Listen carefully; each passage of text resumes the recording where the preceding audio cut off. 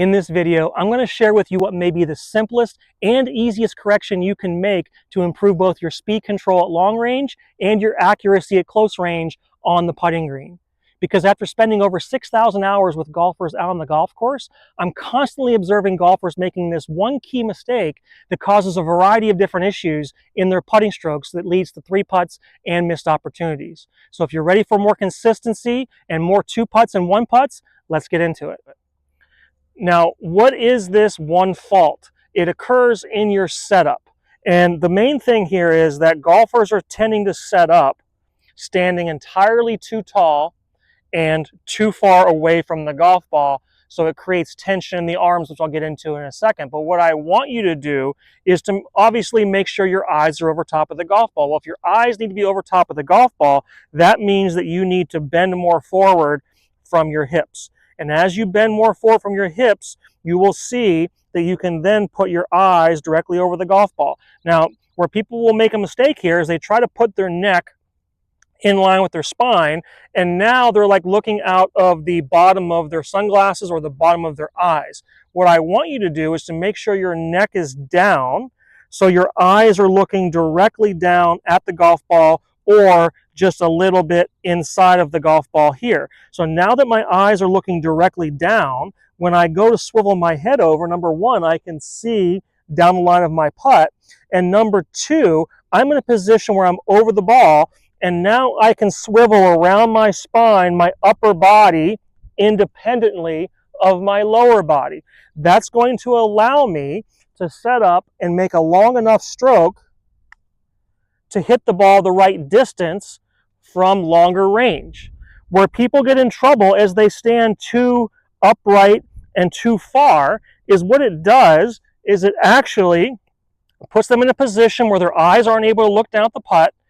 They're not able to see the line of the putt, but most importantly, they're not able to make a long enough backswing. So the effect of standing too tall is that golfers have a maximum length of backswing that they can make while keeping good form. I could go back further if I do this with my wrist, which I wouldn't recommend.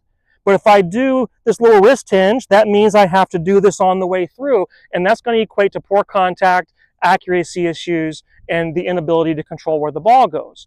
So it's going to max out the length of my backswing, because now as I stand too tall, my upper arms, because they're tense, are now up against my body, and I'm now not able to move the putter back as far as I would like to. So by getting yourself down and having your chest down, your eyes over top the golf ball like we talked about, you're able to make a long enough backswing. And you're going to need to get comfortable with this because you're not used to making a long enough backswing from longer range if this is your issue. So a little drill you can do is a simple one-handed putting drill. If I have the putter in one hand and I let it flow back and through like this, I'm able to feel the weight of my putter head. If everything is locked and tense, and my body's moving all over, I can't feel the weight of the putter. And by feeling the weight of the putter, it allows me to control how much effort or speed I apply to the putter on the way through. So what you can do is set up in this setup position with your eyes down. I'm not going to worry about trying to keep my wrist perfectly straight on this. It may break a little bit, that's okay.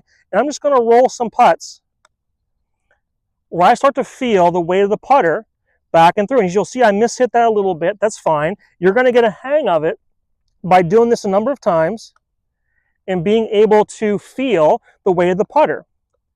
And as I feel the weight of the putter, I'm able to get used to having the putter go back a little further than what I normally would, because I'm in a better setup position, so that now when I put both hands back on the putter, I can feel comfortable making a long enough stroke that's going to allow the ball to go the right distance.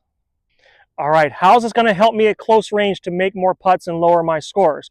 Well, if I set up and I bend more forward from the hips and I get my eyes over the ball like I talked about, you're going to notice that my arms are now relaxed, and from the down the line camera, you'll probably see that the putter shaft is going to bisect and go through my forearms. This is going to help me to make a swing back and through where everything moves together, and I'm going to limit the amount of face rotation that I have. So as I putt, I can maintain that stability in the putter face. If I stand up too tall and am too far away from it, the main thing that will happen here is there's going to be some contact here between my upper arm and my body. And because there's contact between the upper arm and my body, that means I'm going to promote myself to swing the putter with my body and turn my hips and turn my shoulders like so. As I do that, you will notice now from the down the line camera that there is a lot of face rotation in the putting stroke. This means that I'm now timing critical. Sometimes I can set up, let's see how I do, and I hit a good putt, but you see how my hips and my body have turned. That isn't exactly a recipe for consistency in putting.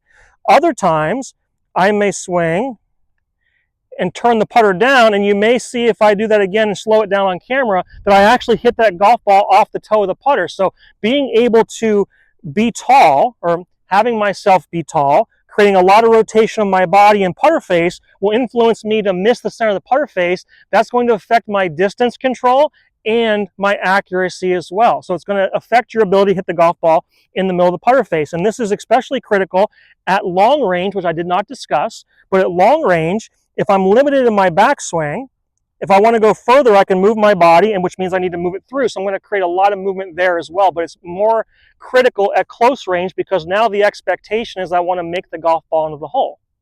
So as I get myself bent over, again, my eyes are over the ball, my chest is down, my arms are relaxed away from my body, and now I can trust that I have control of my putter face and I can roll my putt on line. I hope you enjoyed this. Make sure you comment if you have any questions. Hit that like button and subscribe button to get more content like this, and I will see you on the next video.